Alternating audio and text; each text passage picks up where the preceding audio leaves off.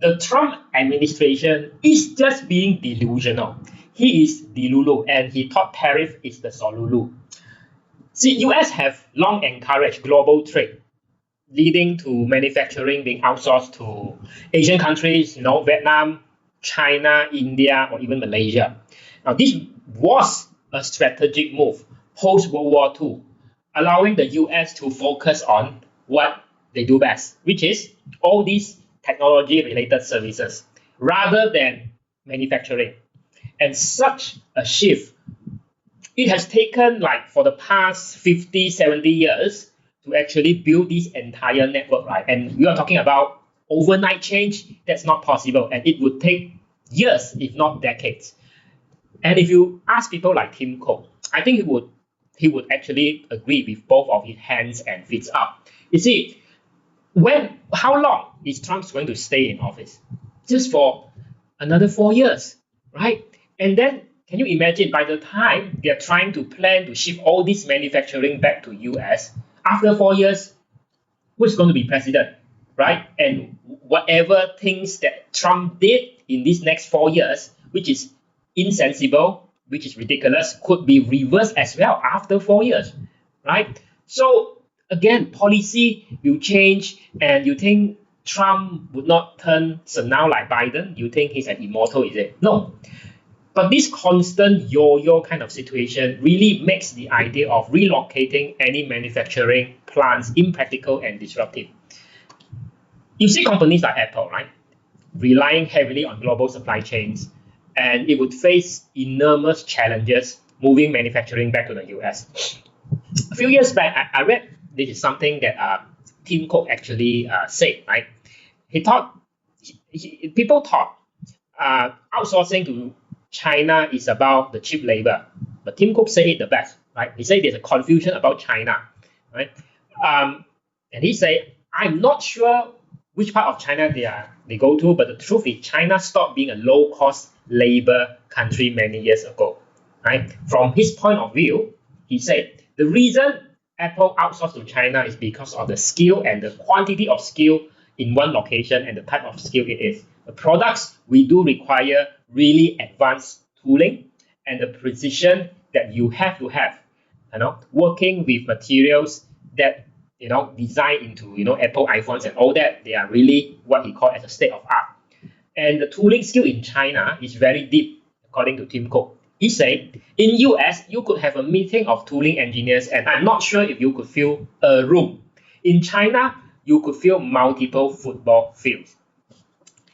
And you also have to understand why, after this 90 days tariff pause, my take is, Trump is not going to go ahead with a full-fledged tariff, what spooked the market in the early of April. He wants more factory jobs, but do Americans really want them or not?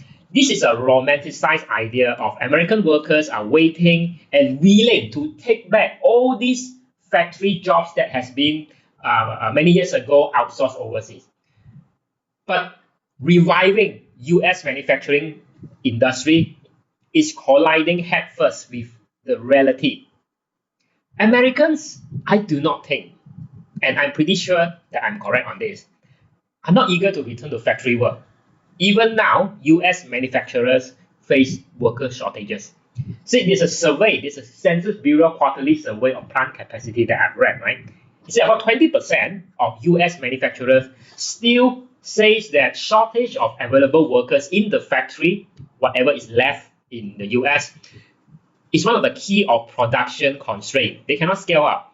And Trump and his administration conveniently disregard this fact while being delusional about Americans looking forward to work in mind-numbing manufacturing lines, screwing tiny nuts, tiny screws into iPhones. Can you imagine that, right? It really undermines the administration logic for what? Undoing post-World War II trade framework that they themselves established in the first place. You tell me whether this is a political fantasy or not. Now, but the thing is, meanwhile, all these small, medium businesses, small, medium enterprise in US, are really suffering. Now imagine this, right? If you are a business owner in the US and you have just ordered $50,000 of goods from China factories, and no, it's not because you did not try to place order with any US factories. It's simply there are no US manufacturers that is able to do what you ask for. So what is your choice, right? But with this 100% or over tariff, it's like you need to pay additional 50,000 to US custom when your order arrives in the US soil for what, right? And that's on top of the 50,000 of worth of goods in dollars that you have paid, the Chinese supplier. What is your profit margin? What's left? Zero or even negative, right? If you do not accept your order in US, what are you going to do? You send it back to your China supplier. You still need to pay for shipping fee, DHL, FedEx, and you still have nothing to sell anyway, right? Or are you going to dispose that into the Pacific Ocean, right? You just burn 50,000 for nothing, right? It's a lose-lose situation. And because of this, you can see that, just today's news, there are businesses that is starting legal lawsuit towards the Trump administration already. And I foresee there's more becoming soon, right? Unlike big companies like Apple, right? They can afford to do this, right? But it seems like even Apple is getting very nervous, right? Apple a day might keep the doctor away, but Tim Cook is hoping that a few plane loads of them will keep tariffs at bay.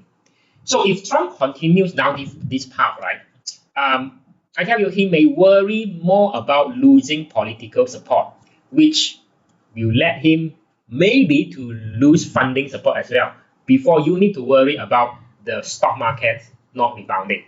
This is a self-inflicted market uncertainty or black swan event caused none other than US government itself, not by any systemic issues in the economy like subprime mortgage crisis, dot-com bubble, banks collapse, or even those market manipulators, like yen carry trades, or even hedge fund archegos Liu Huang. So really, this in the media, people make it more complicated than it should. But for us, we look at it. Tariffs are essentially just taxes on imported goods, and really nobody likes paying for taxes.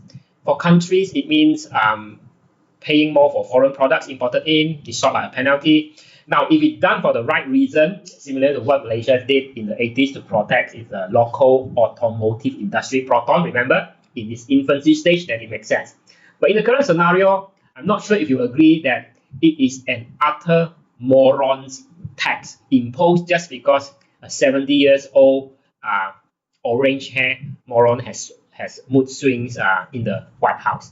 And I say it again, if he was not the president, what he just did, in terms of crashing the market and then the market rebounded when he paused the tariff, what he just did would be straight up market manipulation. Trump is essentially like gaslighting everyone, but on a global scale.